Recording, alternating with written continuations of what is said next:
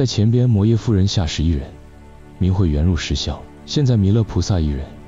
明摄得成1相。为忌讳圆入10，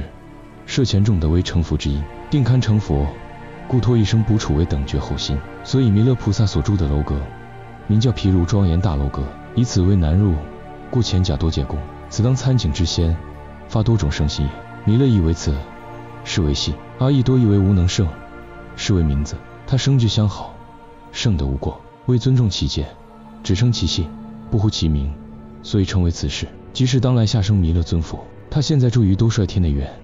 等到880万5千年后，多帅天1昼夜的时间等于人间400年，以此计算，在天上不过60多年而已。弥勒菩萨从内院下生于人间，将称为贤劫第5尊佛。弥勒菩萨的德相，乃是肥头大耳，笑口常开，大腹便便，和蔼可亲，令人既肃然起敬，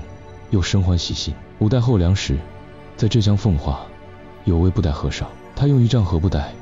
向人化烦恼缘，人人无烦恼，自然心广体胖。所谓自古神仙无别法，广生欢喜不生愁。在后梁真明3年，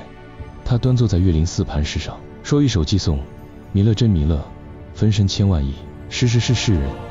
世人不自识。说毕，安详圆寂。现在塑弥勒菩萨像，均以布袋和尚为蓝图。一般的寺庙，在山门里边供奉弥勒菩萨，令进庙上香的信士，先生欢喜心，忘掉烦恼。在这个时候，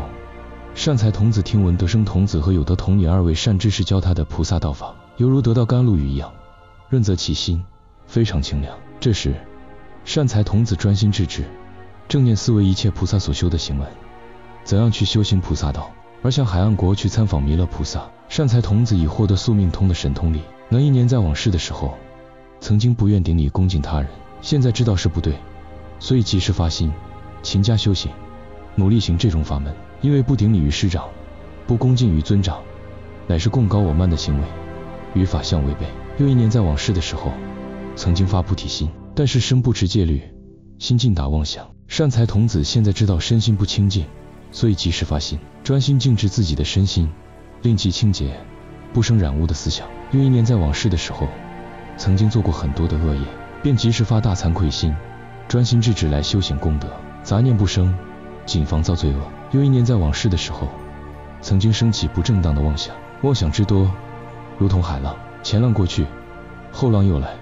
没有平静。前念的妄想停止，后念的妄想升起，永无间断。善财童子知道之后，及时发心，恒常正思维，只存正知正见，没有邪知邪见。虽然要想，可是想佛法，实行佛法，这才是正当的思维。又一年在往世的时候，所修行一切的行门，专为自己，不为他人。善财童子知道往事，及时发心。所谓我今发心，不为自求，原天福报，声闻缘觉。要发广大心，尽虚空遍法界，普济一切蠢动寒食。凡是有血气的众生，都要利益他们，要有这样广大利益众生的心。善财童子又一年在往世的时候，曾经有不守规矩的行为，为求五欲的境界，在享受上用功夫，不肯吃苦，坐享其成。身为修道人，想吃好的斋菜，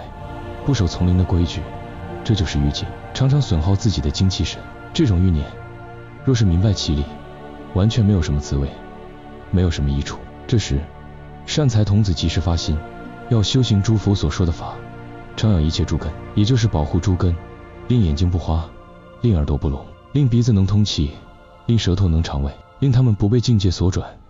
自己才能得到安稳。又一年在往世的时候，曾经升起邪思念，颠倒相应。你们看，善财童子乃是大圣人，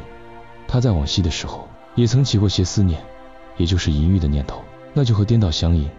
如果不和颠倒相应，则平安无事。这时，善财童子及时发心，升起正知正念的心，没有淫欲心，而发起菩萨所发的愿力。又一年在往世的时候，曾经日夜劬劳，不做好事，而做一切恶事，好像日夜想偷东西，日夜想吸烟，想饮酒，想赌钱，想跳舞等，这都是恶事。这时，他及时发心，升起大精进心，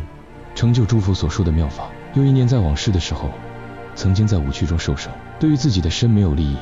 对于他人的身也没有利益。这时，善财童子及时发心，愿将自己的身饶益所有众生，成就佛法，称是一切善知识。这样思维之后，生大欢喜。善财童子又观察自己的身体，乃是生苦、劳苦、病苦、死苦、爱别离苦、怨憎会苦、求不得苦、五阴炽盛苦等等。他们所居住的舍宅，发愿经未来劫，修行菩萨道，教化一切众生，调伏一切众生，见到诸佛，成就诸佛所说的法，游行一切诸佛的沙土，承事一切大法事，主持一切佛教，寻求一切法的伴侣，见到一切善知识，积集一切诸佛的法与一切菩萨的愿身和智身，而作为因缘。善财童子做这样思念的时候，增长不可思议无量的善根。即使对于一切诸大菩萨，深信他们，尊重他们，升起稀有的想，升起大师的想，诸根也清净，善法也增益，能生一切菩萨的恭敬供养心，能做一切菩萨的屈躬和掌礼，又能生出一切菩萨普见世间的天眼，又能升起一切菩萨普念众生的思想，又能示现一切菩萨无量的愿化身，又能出生一切菩萨清净赞说的音响，又能见到过去和现在一切诸佛及一切菩萨，在一切的地方都示现成道神通变化，乃至在每根毫毛端之处皆已周遍，没有不示现的情形，又能得到清净智慧的光明眼，又能见到一切菩萨所行的境界，其心又能普入十方沙网，其愿又能普遍虚空法界，30皆平等，没有休息。像这样的一切成就，皆以信受一切善知识的教诲所证得的境界。善财童子以这样的尊重，这样的供养，这样的称赞，这样的观察，这样的愿力，这样的想念，这样无量智慧的境界，在毗卢遮那庄严藏大楼阁前边，五体投地，恭敬顶礼，暂时把念虑没有了，停止思维观察，以深信解大愿力的缘故，即入遍一切处智慧身平等门。善财童子普现其身，在一切诸佛的座前，在一切菩萨的面前，在一切善知识的面前，在一切如来塔庙的前边，在一切如来形象的前边，在一切诸佛和诸菩萨所著述的前边，在一切法宝的前边，在一切声闻和辟支佛以及塔庙的前边，在一切圣众福田的前边，在一切父母尊者的前边，在一切十方众生的前边，皆如上面所说的尊重、礼拜、赞叹。今未来际的时间没有休息，等于虚空一样，没有边量的缘故，等于法界一样，没有障碍的缘故，等于实际一样，能遍满一切处的缘故，等于如来一样，没有分别的缘故，犹如影子随住智慧而现的缘故，犹如做梦从思念而起的缘故。所谓日有所思，夜有所梦，犹如幻象能实现一切的缘故，犹如声响由缘所发的缘故。这是没有生，乃是互相传递，生了又谢，谢了又生，没有性，乃是随缘而转的缘故。善财童子又能决定知道一切所受的诸报，皆是从业所生起，所谓起祸、造业、受报，又能决定知道一切所受的诸果，皆是从因所生起，所谓种瓜得瓜，种豆得豆，又能决定知道一切的业，皆是从习所生起，又能决定知道诸佛出现于世，皆是从信所生起，所谓信为道源功德母，常养一切诸善根，又知一切化现诸供养事，乃是从决定解所生起，又知一切化佛，乃是从恭敬心所生起，又知一切佛法，乃是从善根所生起，又知一切化身，乃是从方便所生起，又知一切佛事，乃是从大愿所生起，又知一切菩萨所修的诸行，乃是从回向所生起，又知一切法界广大的庄严，乃是从一切智慧的境界所生起。要离开断见，才能知道回小向大；要离开常见，才能知道无生的道理。直断直常是外道的思想，不是中道的离体。何谓断见？外道主张人死如灯灭，没有来生，波无因果，乃是享受派。何谓常见？外道主张人永远为人，狗永远为狗，没有变动，不明因果，乃是苦行派。这都是邪见的思想。要离开无因的见，才能知道正因的道理。所谓种善因结善果，种恶因结恶果，也就是种什么因结什么果的因果律，也是万事不变的定律。要离开颠倒的见，才能知道真实的道理。要离开自在的见，才能知道法是由自修而得，不是即他修而得。要离开自己的执着，也要离开他人的执着，才能知道一切法一切事皆从缘而生起。所谓缘生无性，既然如此，还有什么可执着呢？要离开边执见，才能知道法界根本没有边际。要离开往来见，无往无来，知道如同隐形，不是真实，而是虚妄的。要离开有见和无见，知道本来也不生不灭，怎会有和无呢？要离开一切法的见，知道空无所生，知道不是究竟的自在，知道是愿力所生。要离开一切相的见，才能入无相的地方。善财童子知道一切法，好像种子生出芽一样，好像图章印在文件一样，知道一切执，好像影像一样，都是虚妄的。在《金刚经》上说，凡所有相，皆是虚妄。若见诸相非相，则见如来。知道一切生，好像想一样，有想才有生，所谓空谷传生，所以生就是想。知道一切境界，好像梦一样。在《金刚经》上说，一切有为法，如梦幻泡影，如露亦如电，应作如是观。知道一切业，好像幻一样，虚妄不实。明了世间一切相，乃由心所现，所谓一切为心造。明了世间一切果，乃由因所起，所谓欲知前世因，今生受者是；欲知后世果，今生作者是。明了世间一切的果报，乃是由业机所生，所谓起或造业受报，丝毫不爽。明了知道一切诸功德法，皆是从菩萨善巧方便这种法门所出来的。善财童子正如这种智慧，端正其心，明洁其念，在毗卢遮那庄严藏大楼阁观的前边，举体投地，殷勤顶礼，毕恭毕敬。这时善财童子就有不可思议的善根留住自己的身，感觉非常清凉，非常悦泽。于是从地站起，专心一致瞻仰楼观，目不暂舍，如同入定，合起掌来，向右绕楼无数匝。这是表示身心的恭敬。善财童子瞻仰大宝楼阁之后，乃做这样的念言：这个大宝楼阁，乃是了解空无相无愿这位大菩萨所居住的地方，乃是对于一切法门没有任何分别心。这位大菩萨所居住的地方，乃是明了法界并没有分别。这位大菩萨所居住的地方，乃是知道一切众生不可得。这位大菩萨所居住的地方，乃是知道一切法无生无灭，无来无去。这位大菩萨所居住的地方，乃是不注住一切世间有为法。这位大菩萨所居住的地方，乃是不执着一切枯宅。这位大菩萨所居住的地方，乃是不欲乐一切聚落。这位大菩萨所居住的地方，乃是不依靠一切境界。这位大菩萨所居住的地方，乃是离开一切妄想。这位大菩萨所居住的地方，乃是知道一切法没有自性。这位大菩萨所居住的地方，乃是断绝一切分别业。这位大菩萨所居住的地方，乃是离开一切想心意识。这位大菩萨所居住的地方，乃是不入不出一切道。这位大菩萨所居住的地方，这是正入一切甚深般若波罗蜜法门的大菩萨。他所居住之处所，这是能以方便住在普门法界的大菩萨。他所居住之处所，这是已经熄灭一切烦恼火的大菩萨。他所居住之处所，这是以增上的智慧能断除一切见爱慢的大菩萨。他所居住之处所，这是出生一切诸禅解脱三昧通明而游戏的大菩萨。他所居住之处所，这是观察一切菩萨三昧境界的大菩萨。他所居住之处所，这是安住一切诸佛所的大菩萨。他所居住之处所，这是能以一劫而能入一切劫之中，以一切劫能入一劫之中，可是不能破坏其相。这位大菩萨所居住之处，这是能以一沙而能入一切沙之中，以一切沙而能入一沙之中，可是不破坏其相。这位大菩萨所居住之处，这是能以一法而能入一切法之中，以一切法而入一法之中，可是不破坏其相。这位大菩萨所居住之处，这是能以一众生而能入一切众生之中，以一切众生而能入一众生之中，可是不破坏其相。这位大菩萨所居住之处，这是能以一佛而能入一切佛之中，以一切佛而能入一佛之中，可是不破坏其相。这位大菩萨所居住之处，这是能在一念之中而知道一切三世的因缘。这位大菩萨所居住之处，这是在一念之中而往依一切诸佛国土。这位大菩萨所居住之处，这是在一切众生的前边悉现其身的大菩萨。他的所住之处，这是心常想利益一切世间众生的大菩萨。他的所住之处，这是能遍知一切处的大菩萨。他的所住之处，这是虽然已经出离一切世间，可是为教化众生的缘故，仍然还在其中现身的大菩萨。他的所住之处，这是不住一切沙土，为供养诸佛的缘故而游行一切沙土的大菩萨。他的所住之处，这是不动本处而能普益一切佛刹，庄严佛刹，清净佛刹的大菩萨。他的所住之处，这是亲近一切诸佛，可是不生起佛想的大菩萨。他的所住之处，这是依止一切善知识，可是不生起善知识想的大菩萨。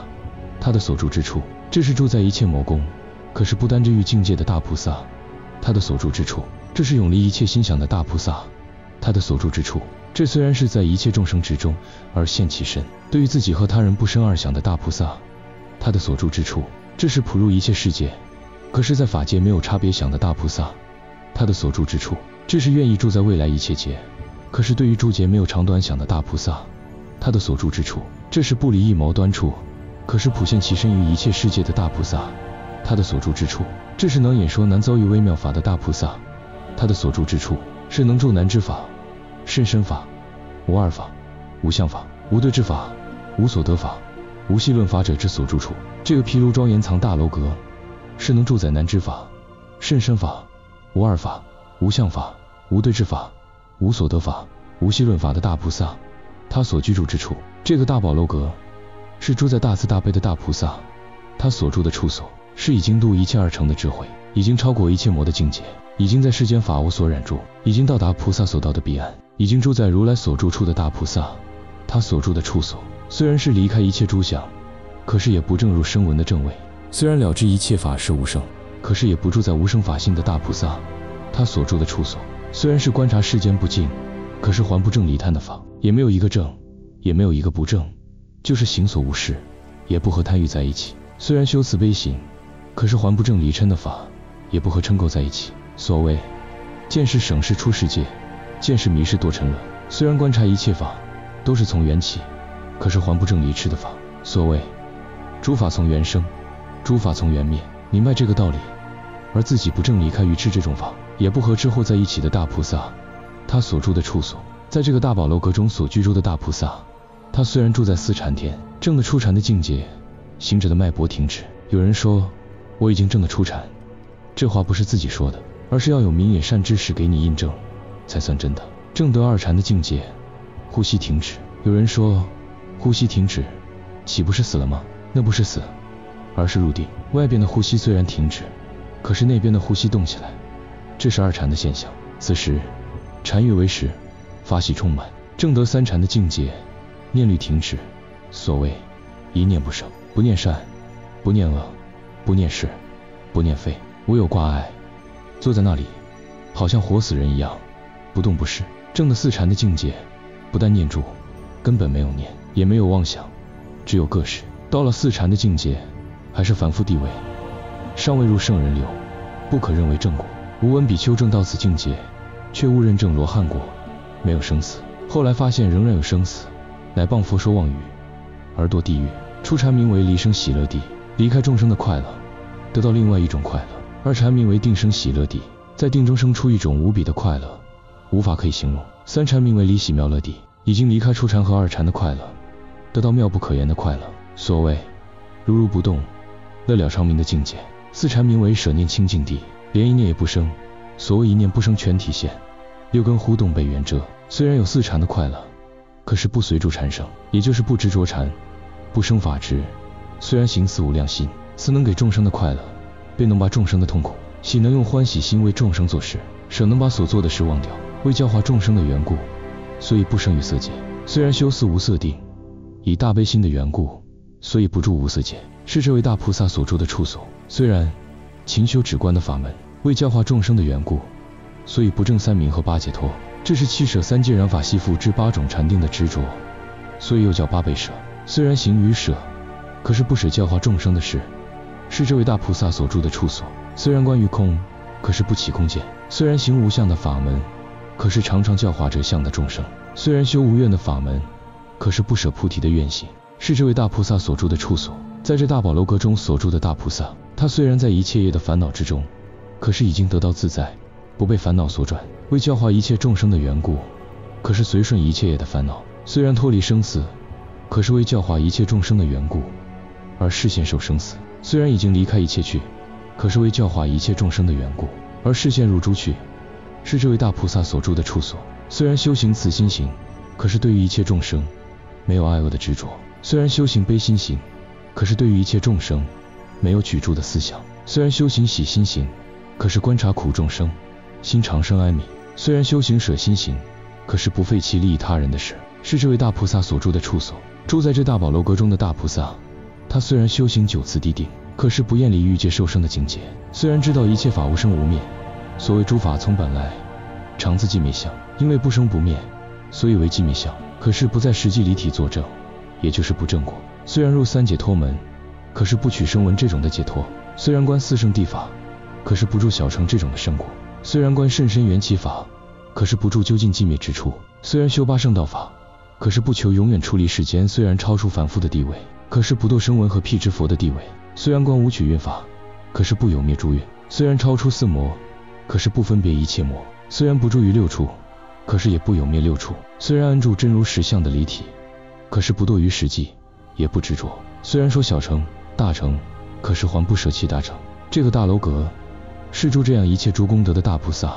他所居住的地方。在这个时候，善财童子说完前边常行之后，又用55首偈颂来说明这种的道理。前34偈是用7眼觉得叹，后21偈是用5眼知处明德。这是大慈大悲清净智慧的菩萨，他能利于世间一切众生。他是谁呢？就是无能胜此世尊者。每位菩萨在未成佛之前一定要受记，将要成佛之前一定要受诸佛灌顶。菩萨受灌顶之后叫做法王位，也就是最后一生可以成佛。这位慈氏菩萨，他是佛的长子，长子就是佛的第一个大弟子，他已经证得佛的境界，住在佛所住之处。这个大宝楼阁乃是当来下生弥勒尊佛所住之处所，他的大名鼎鼎，遐迩皆知，一切诸佛的弟子们皆已知晓。他已经证入大乘的解脱门，他能化身百千万亿，游行尽虚空遍法界，可是心无所知住。这是无可相等的大菩萨，他所住处。以上2偈是总叹，一曰行位，一曰明德。世界忍尽禅智慧，方便愿力及神通，如是大乘诸度法悉具足者之住处。具足布施、持戒、忍辱、精进、禅定、智慧、方便、愿力及神通，这种大乘诸度法的大菩萨，他所住处智慧广大如虚空，普知30一切法，无碍无一无所取，乐诸有者之住处。这位大菩萨，他的智慧广大犹如虚空，无所不包，无所不容，普遍知道过去未来现在30一切法的次序，也没有障碍，也没有依靠，也没有所取，也没有所住。明了3界25有的大菩萨，他所住处善能解了一切法，无性无生无所依，如鸟飞空得自在此大智者之住处。善能解了一切法，也没有性，也没有生，也没有依靠，好像鸟在空中飞翔，虽然没有道路，可是非常自在。这是有大智慧的大菩萨，他所住处明了知道贪嗔痴3毒的真实性，又能分别因缘法，是由虚妄而生，由虚妄而灭，可是也不厌倦3界如火宅而求出离。这是心定莫浮超潮了，妄念不生处处安的大菩萨，他所住处已经证得3解脱门、8圣道、5蕴、12处、18界、12因缘。这种缘起之法完全能观察，善于运用，不去寂灭。这是善巧方便的大菩萨，他所住处在十方诸佛国土和一切众生，用无碍的智慧眼普遍观察，明了一切法性皆是空的，不生分别心。这是寂灭的大菩萨，他所住处普行十方法界，悉无障碍，可是求修行法性乃不可得，好像风行于空中，看不见所行的迹。这是无所依靠的大菩萨，他所住处普遍见到3恶道中的一切众生，受一切处度，无有所归。这位菩萨能放出大慈光，把3恶道中的众生所受的苦悉除灭。这是哀悯众生的大菩萨，他所住处见一切众生皆失去正常的道路，好像生来的瞎子，走路时生畏惧的心，不知是否走的是正当之路。这位菩萨能导引他入解脱城。这是人天大导师大菩萨，他所住处见一切众生皆入魔的网中，生老病死4大苦，常常逼迫他们。这位菩萨能令他们得到解脱和安慰。这是大永见的大菩萨，他所住处见一切众生皆患迷惑的病。这位菩萨兴起广大的悲悯心，用智慧的特效药把众生的疾病统统消除灭尽。这是大业王的大菩萨，他所住处见一切众生皆沉没在欲界有、色界有、无色界有的大海中，沉沦在3恶道中，忧虑逼迫受一切苦。这位菩萨用法船渡救他们出离苦海。这是善度众生的大菩萨，他所住处见一切众生皆在迷惑大海中。这位菩萨能发菩提妙宝的心，入苦海中，击拔他们出离迷惑海。这是善于捕鱼的渔人，他所住处这位大菩萨，他恒常用大愿慈悲眼普遍观察一切诸众生，从3界25有大海中把他们救拔出来。这是金翅鸟王的大菩萨，他所住处这位大菩萨，他好像日月在虚空中，一切世间皆得日月之光普照，没有不照亮的地方。智慧的光明也是这样的情形。这是照世明灯的大菩萨，他所住处菩萨为教化一个众生，经过生生世世无量劫那样长的时间，苦口婆心的教化，普经未来无量劫，也不休息，教化一个众生是这样，教化一切众生也是这样。这是就是慈尊的大菩萨，他所住处，在一个国土中教化一切众生，今未来劫也不休息。在一个国土是这样的情形，在一切国土皆是这样的情形。这是坚固意愿的大菩萨，他所住处，十方三世一切诸佛所说的法，在一座所说的法，普令众生信受，皆得明白，咸令穷尽。就是今未来劫都是这样的情形。这是具足智慧海的大菩萨，他所住处，普遍周游一切世界海，普遍进入一切诸佛道场海会，供养一切诸佛海。这是修行菩萨道的大菩萨，他所住处，修行一切微妙不可思议的行，犹如大海，发起无边的大愿，犹如大海，这样经过无量大劫，犹如大海。这是具足菩萨行功德的大菩萨，他所住处，在一根毫毛的端处，有无量沙土，无量诸佛，无量众生，无量劫数，皆不可说。像这样的境界，皆能明见，没有不周遍。这是无碍法眼的大菩萨，他所住处，在一念之间，能普遍摄取无边劫、无边国土、无边诸佛、无边众生，智慧没有障碍，完全正知正见，有这种的知见。这是具足功德海的大菩萨，他所住处，把十方所有的国土磨碎为微尘，把一切大海的水用一根毛滴尽。菩萨所发的愿数，亦复如是。这是无所障碍的大菩萨，他所住处，能成就总持三昧的法门，所发的大愿，所修的禅定，所证的解脱，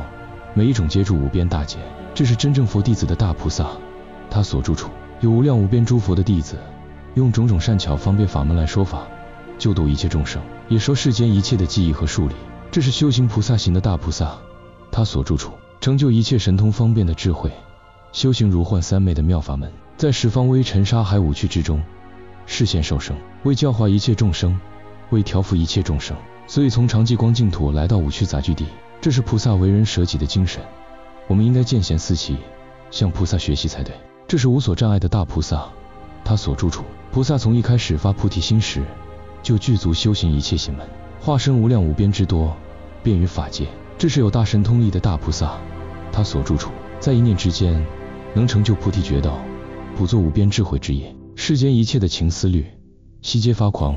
皆属于狂心野心。这是难以度量的大菩萨，他所住处，成就一切神通，无所障碍，游行法界，没有一处不周遍，其心未尝觉得有所得。这是有清净智慧的大菩萨，他所住处，菩萨修行没有障碍的智慧，能到诸佛国土去，也没有一切执着，用无二的智慧光普遍照明法界。这是无我的大菩萨，他所住处，明了一切诸法皆是无所依止，法的本性本来是寂灭的，如同虚空一样。常行这样境界之中，这是离垢的人的住处，普遍见到一切众生受一切苦楚，乃发大仁慈的心和大智慧的心，愿意常常利益一切世间的所有众生。这是悲悯众生的大菩萨，他所住处，以上32计分为4段，有7计曰自利行胜，有10计探利他行胜，有8计探功德胜，有7计探方便胜。善财童子又说，佛的弟子住在大宝楼阁中，他能普遍示现在九法界众生的前边，犹如日月之光，能普遍灭除众生生死的黑暗。真正佛的弟子，没有一切的烦恼，没有一切的执着，没有一切的妄想，已到漏尽通的境界，证得无余涅槃。芸芸众生有烦恼，有执着，有妄想，所以在六道轮回中头出头没，永无了期，好像一粒微尘在虚空中飘荡，忽然而天，忽然而地，忽然为人，忽然为鬼，忽然作修罗，忽然作畜生，按业力所感，作为受生之处所。今生姓张，来生姓李，再来生姓赵或姓王，不得而知。生了又死，死了又生，相续不断，所以在六道中转来转去，川流不息。佛的弟子住在大宝楼阁中，他能普遍随顺一切众生的心意，变现无量无边那样多的身，充满十方诸佛沙土，教化一切众生，调伏一切众生，助佛扬化。佛的弟子住在大宝楼阁中，他能不动本处，普遍周游十方一切世界，所有诸佛道场，在无量无数大劫之中修行菩萨道，拯济一切众生。佛的弟子住在大宝楼阁中，他能思量研究修行诸佛所说的法，经过无量无数那样多的大劫，他学佛法的心勇猛精进，没有厌倦，没有懈怠。佛的弟子住在大宝楼阁中，他能在念念之中接入三昧的境界，在每一种三昧法门详细阐明十方三世一切诸佛的境界。佛的弟子住在大宝楼阁中，他能悉知一切诸佛沙土，在无量无数那样多的劫中，所有的众生和诸佛的名号。佛的弟子住在大宝楼阁中，他能在一念之中摄受一切劫，一切劫作为一念，可是为随顺众生的心意，而没有分别的想。佛的弟子住在大宝楼阁中，他修习一切三昧，在每次起心动念中，能明了知道过去、现在、未来三世的一切佛法。佛的弟子住在大宝楼阁中，解迦跌坐，身心皆不动，而能普遍示现一切沙土，又能普遍示现在一切趣中。为什么？因为教化一切众生，所以牺牲自己。所谓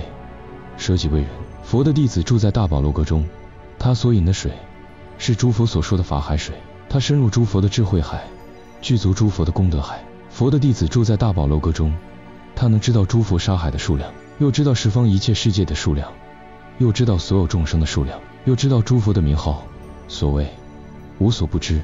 无所不晓。佛的弟子住在大宝楼阁中，他能在一念之间完全晓得一切三世之中所有国土之成住坏空的情形。成有20个小节，住有20个小节，坏有20个小节，空有20个小节，80个小节为一个大节。地球的寿命只有一个大节的时间。佛的弟子住在大宝楼阁中，他能普知诸佛所修的行愿，又知菩萨所修的行愿，又知众生的根性是怎样，众生的欲乐是怎样，清清楚楚的知道。佛的弟子住在大宝楼阁中，他的法眼能在一粒微尘之中见到有无量诸佛沙海的道场，有无量的众生，有无量的大劫，清清楚楚的看见。不但在一粒微尘之内是这样的情形，有道场、众生、大劫的境界，而且在一切的微尘之中也是这样的情形，有道场、众生、大劫的境界，种种都具足，处处无障碍。佛的弟子住在大宝楼阁中，他能普遍观察一切佛法，一切众生法，一切沙土法，一切世界法，本来悉皆寂静，没有起也没有所有。观察一切众生平等，观察一切诸法平等，观察一切诸佛平等，观察一切沙土平等，观察一切大愿平等，观察三世平等，没有什么分别。佛的弟子住在大宝楼阁中，他能教化一切众生，供养一切诸佛，思维一切法性，修行一切法门。总而言之，勤做佛事，没有厌倦。在无量千万大劫之中，所修的大愿和所修的智行，皆是广大无边，不可测量。无论怎样的称扬，仍是不能穷尽。这位菩萨的一切大勇猛，所行没有障碍，安住在大宝楼阁之中。我应当合掌敬礼，我用至诚的心来顶礼。住在大宝楼阁中的菩萨，他是诸佛大弟子，他有圣人的德行，他是慈世尊者。我现在恭敬顶礼，我愿大菩萨慈悲垂顾念我，聆听尊者的教诲。以上21偈颂分为6段，有2偈下化，有2偈上观，有5偈名三昧自在，有7偈名智慧广深，有1偈显其平等，有4偈皆得深尽，求爱请假。在这个时候，善财童子以这样无量称扬赞叹一切菩萨的法，来赞扬毗卢遮那庄严藏大楼阁中一切菩萨之后，虚空合掌，恭恭敬敬的顶礼，一心想见弥勒菩萨，亲近弥勒菩萨，供养弥勒菩萨，承事弥勒菩萨。善财童子这样想念之后，即时见到弥勒菩萨从别处回来，有无量诸天王，又有无量的龙王，有无量夜叉王，有无量乾闼婆王，有无量阿修罗王，有无量迦楼罗王，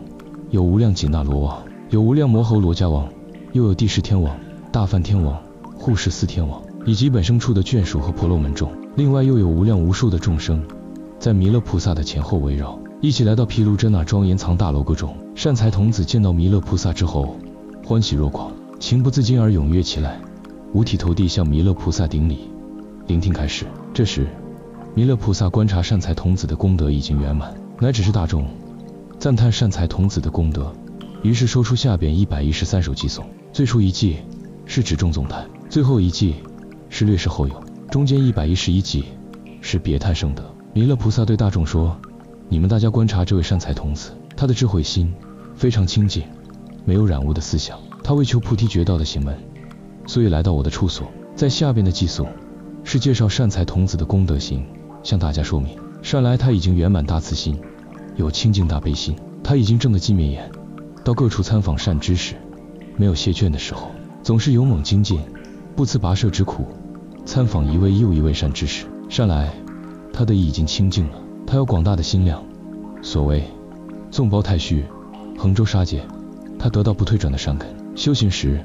只有向前进，绝不向后退，也不懈怠，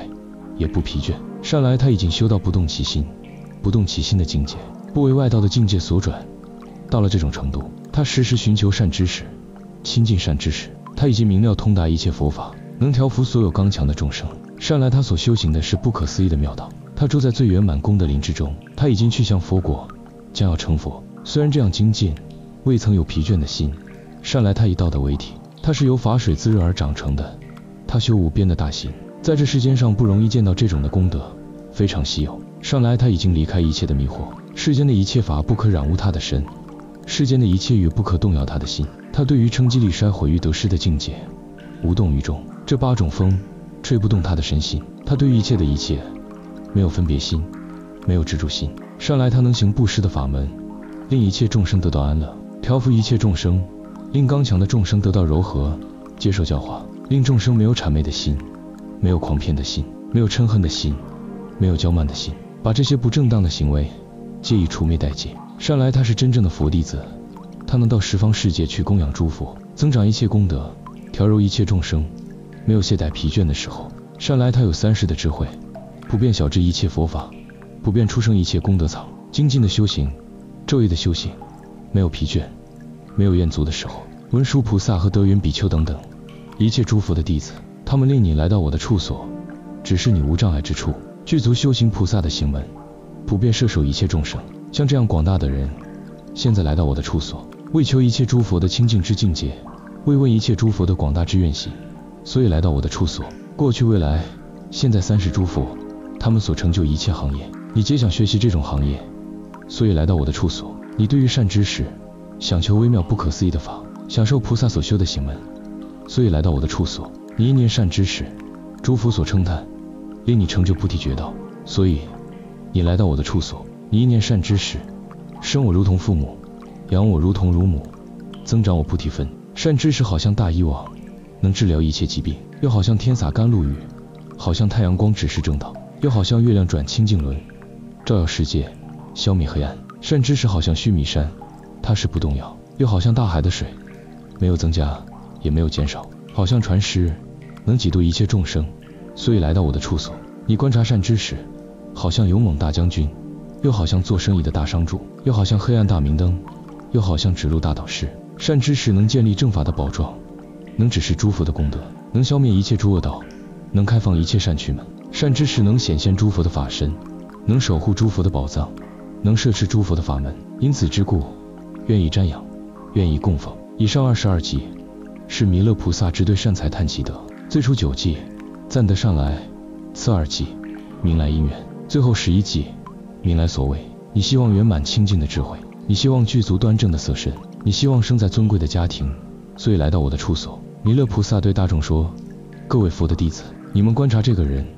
他曾经亲近很多善知识，为求无上道，不辞劳苦，不怕疲倦。无论到那里亲近善知识，一定随助善知识的教诲，修习一切佛法，一切应该随顺修行。你们大家应当学习善财童子求法的精神。善财童子他在往昔的时候，因为有福德的因缘，种过很多的善根，所以遇着文殊师利菩萨，令他发大菩提心，随顺善知识的教诲，不违逆善知识的指导，生生世世都是修行佛法，没有懈怠，没有疲倦，一直是勇猛精进，身也精进，心也精进。善财童子他把父母、亲属、宫殿、财产等一切的一切皆舍离，到处参访善知识，对善知识恭而敬之，非常谦下。为什么？为求大智慧。他清净其心，不打一切妄想，修治其意，没有贪嗔痴，永远离开世间的报身，应当生在诸佛的国土，受一切殊胜的果报。善财童子他见到一切众生，有生苦、劳苦、病苦、死苦、爱别离苦、怨憎会苦、求不得苦、五阴炽盛苦，他为有8苦的众生发大悲意，勤修无上菩提觉道。善财童子他见到一切众生在五趣中常常流转，有流连忘返之事，以染为乐，颠倒是非，转来转去不知回头。所谓苦海无边，回头是岸，只要回头走，便到彼岸。他为求金刚的智慧，破除众生的一切苦恼之轮。善财童子他见到一切众生心田很荒秽，一切生了茅草，一天到晚打些无聊的妄想，不能清净其心，为消除众生的三毒之刺，所以专求利益众生的智慧之力，离世耕田的工具。众生处于愚痴黑暗之中，颠倒是非之中，自己还不知道自己已经迷途了，不认识回家的道路，好像瞎子迷失正路，在黑暗中摸索，找不到回家的方向。善财童子他为众生的大导师，他能指示众生一个安隐的处所。若能忍辱，好像披上铠甲，刀枪不入，又好像乘解脱的车，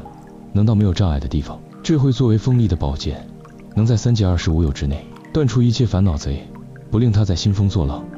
扰乱修道的清净心。善财童子是法船的舵手，能普遍救济所有的寒士，经过火焰的大海，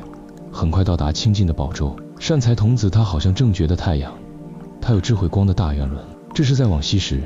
所发大愿成就的。这种智光大愿轮能周行法界的虚空，普遍照耀群迷众生的舍宅。所谓智光普照，善财童子他好像正觉的月亮，他所修的法是清净的白法，已经到圆满的境界，用慈悲的定力和清凉的光明，平等照一切众生的心中，令发菩提心，修无上觉道。善财童子他有殊胜的智慧海，乃是从直心所成就的。他所修行的菩提行，次第渐渐深入，证了佛果，出生一切法宝。善财童子他和大道兴龙王一样，生在法界虚空中，能兴起大云，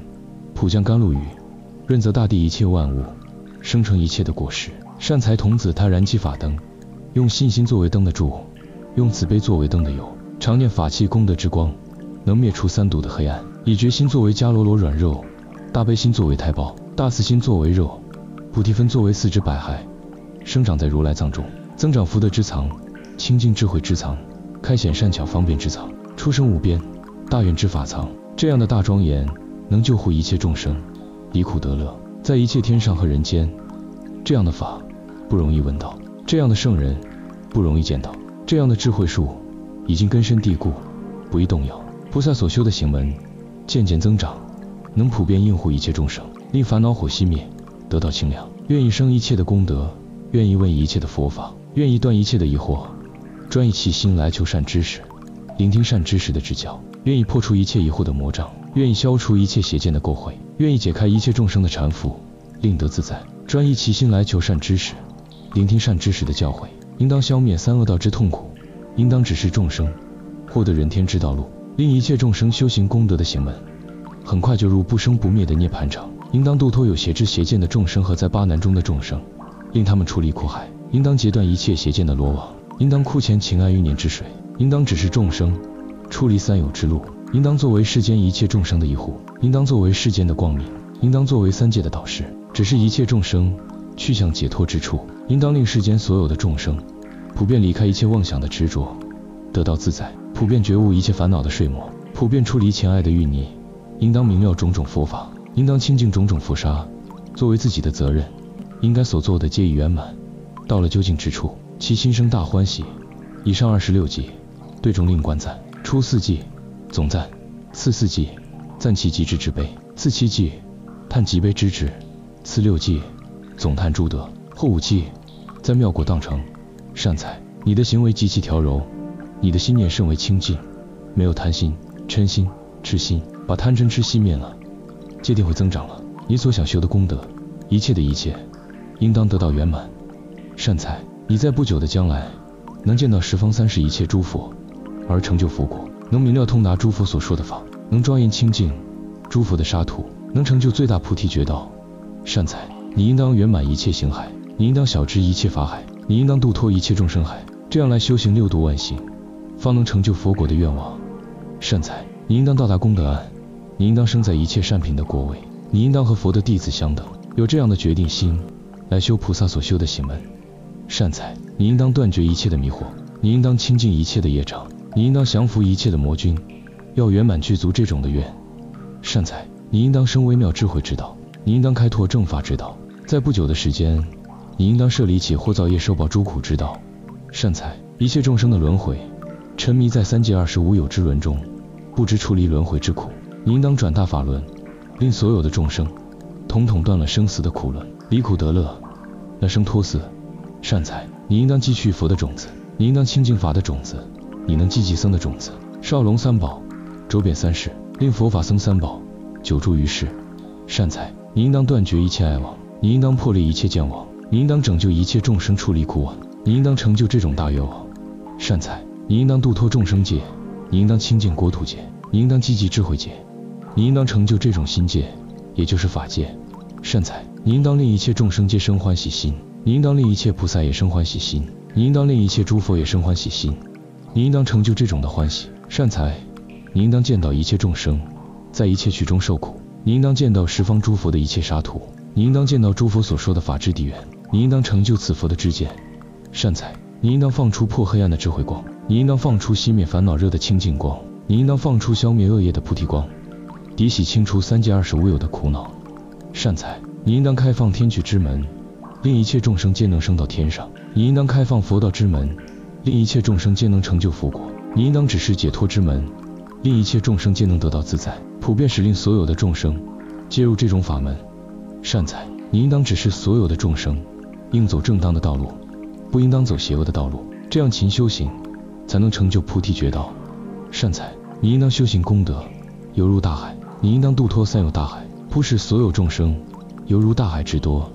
令他们皆出离一切苦海。世间是万苦交煎，万恶充满，苦不堪言，可是众生处之泰然，不想出离。为什么？因为以苦为乐，以教为真的缘故。善财，你应当在众生海中消除前界烦恼的苦海，令一切众生修行无上菩提行海，很快入大智慧海之中。善财，你应当增长你的智慧海，你应当修行菩萨的大航海，诸佛的大愿海，你应当完全圆满具足这些航海。善财，你应当化身千百亿，普入诸佛沙海，你应当观察一切众生的因缘，普遍教化，令成佛道。你应当用智慧的力量普饮一切法海之水。善财，你应当观见诸佛犹如云一样之多，你应当供养诸佛犹如云一样之多，你应当聆听诸佛的妙法犹如云一样之多，你应当兴起这样的大愿犹如云一样之多。善财，你应当普游三有之事，你应当普坏迷惑之事，你应当普入如来之事，你应当修行这种的正道。善财，你应当普入三昧之门，你应当普游解脱之门，你应当普住神通之门，你应当周行于法界，也就是尽虚空变法界。善财，你应当普现在众生的面前，你应当普对诸佛的面前，好像日光和月光，应当成就这种的力量，普照一切。善财，你所行所作没有颠倒，没有动乱，你所行所作没有染污，没有执着，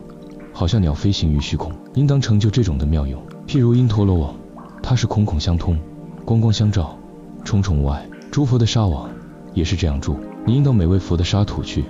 护持三宝，好像风在虚空中航，没有任何的障碍。你应当震入法界，普遍前往一切世界去，普遍见到一切三世诸佛，心生大欢喜。你对于一切的法门，或者在过去已经得到，或者在现在正的，或者在未来应当得，你应当生最大的喜悦心，而为踊跃。可是没有贪心，也没有厌倦心。你是功德的法器，能常随佛学，聆听诸佛的教，能修行菩萨所修的行门，就是利益一切众生的行门，也就是自利利他、自觉觉他、自度度他的行门。能得见这种奇特的行门，像这样诸佛的弟子，就是经过一劫那样长的时间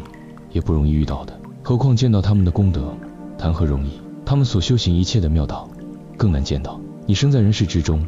大获各种善根，所以能见到文殊师利菩萨等，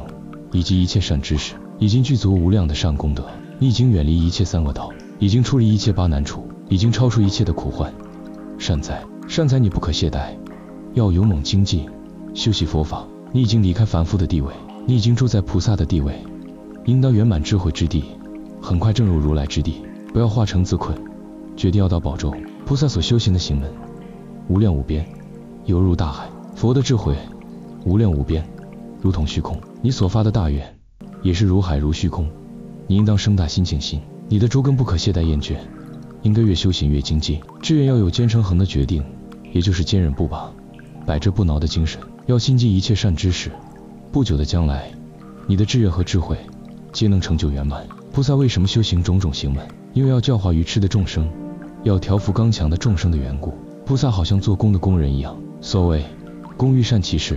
必先利其器。所以菩萨把种种行门修到圆满，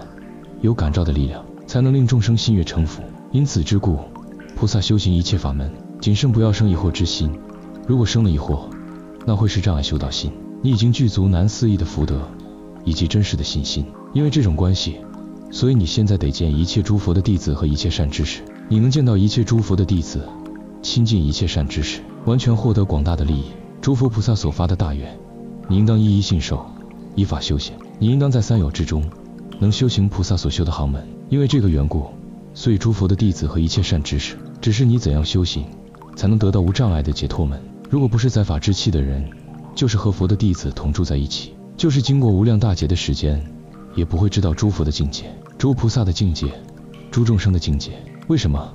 因为没有智慧。如何能有智慧？发菩提心，求无上道。到了相当程度，智慧自然现前，所谓功道自然成。你见到一切大菩萨，得闻微妙的法门，这是世间甚为难有的法，你应当生大喜庆心，叹为稀有之法。十方三世一切诸佛常常护念于你，一切大菩萨常常摄受于你。你能随顺诸佛的教化，随顺诸菩萨的行门，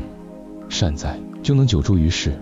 寿命无量。你已经生在灌顶菩萨的家中，已经具足菩萨的功德，已经生长如来的种子。你应当升到灌顶的果位，也就是法王之子，有资格能成佛。在不久的将来，你应当得到和诸佛的弟子相等的地位，见到苦恼的众生，把他们安置在最安全的地方，令他们无恐怖之心，离苦得乐，乐生脱死。你已经种下这样菩提种子，现在已经开菩提花，将来必定获得菩提果实。我现在祝贺你，庆慰你。你应当生大心悦心，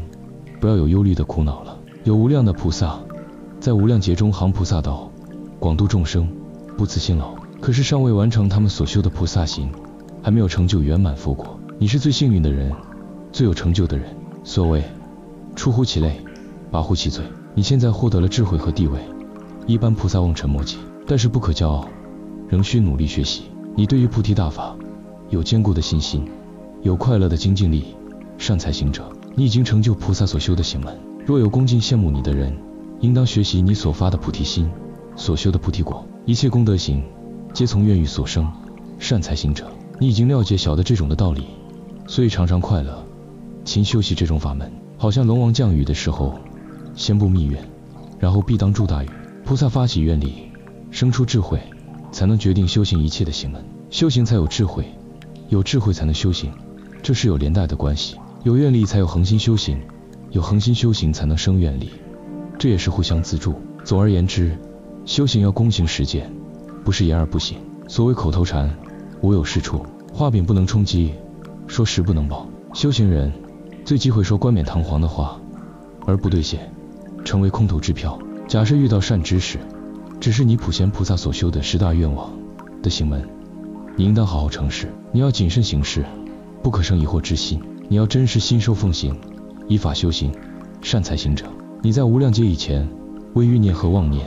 把自己的身体都舍弃，现在为求菩提觉道而舍身，这是最有价值的舍身。真正的布施，方为善业。你为救众生苦，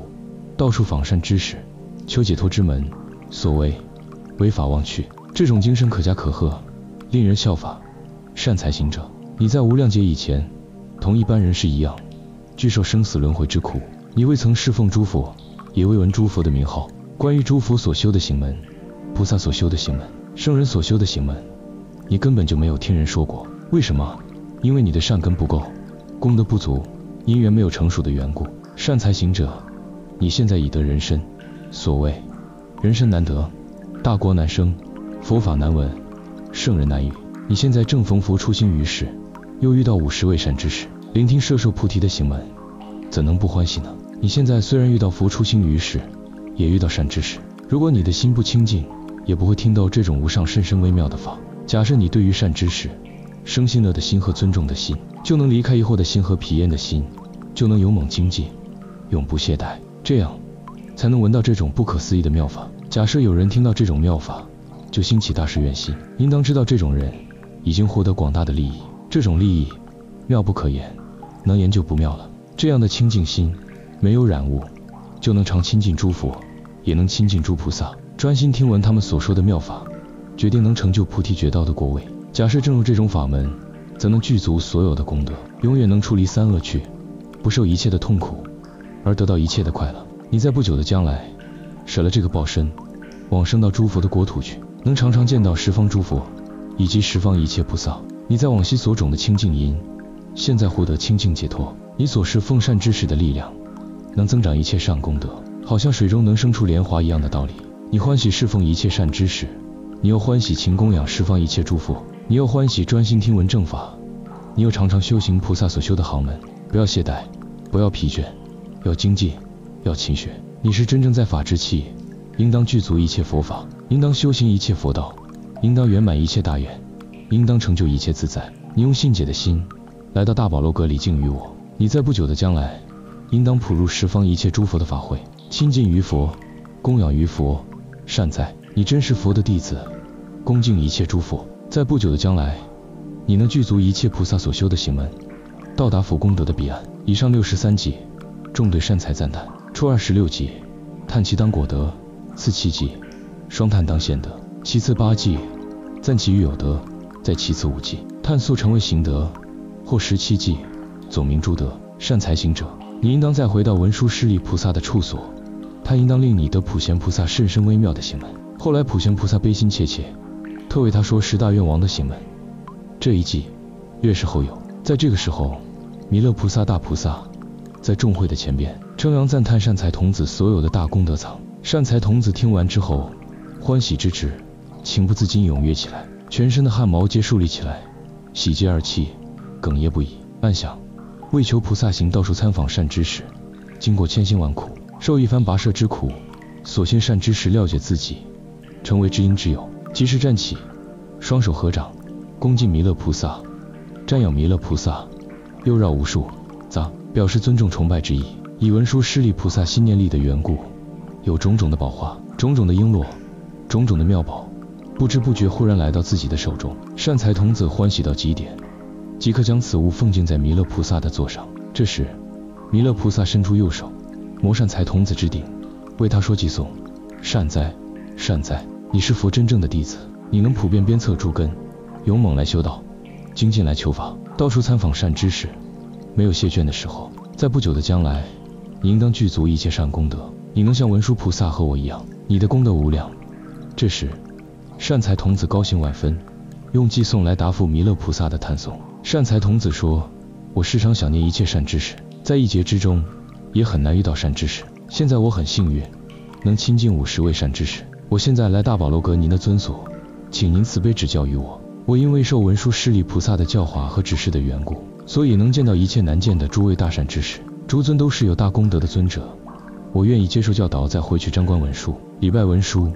文殊是我的出世导师。